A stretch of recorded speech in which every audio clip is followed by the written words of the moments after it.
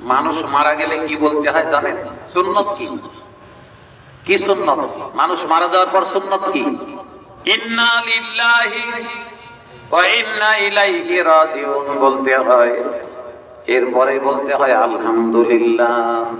কি বলতে হয়? আলহামদুলিল্লাহ বলতে হয়, এটা সুন্নত। বলবেন হুজুর ফজিলত কি?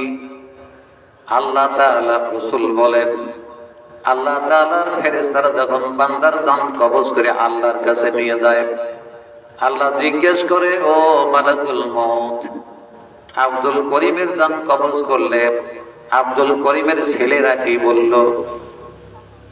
আল্লাহ ইন্না লিল্লাহ বলেছে, আর কিছু বলে নাই। বলে হ্যাঁ আল্লাহ আর একটা জিনিস বলেছে, সেটা কি? বলে আলহামদুলিল্লাহ।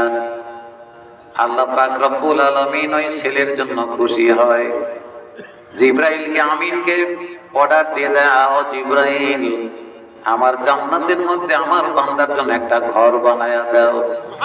যে ঘরটার নাম হবে বাইতুল হামদ। সেই ঘরটার নাম হবে বাইতুল হামদ। এই ঘর যদি তৈরি হয়ে যায়, তাহলে এই লোকটা কোথায় যাবে বলেন তো? ঘরই যদি জান্নাতে বানায়, তাহলে থাকবে কোথায়? জোরে বলেন কোথায়?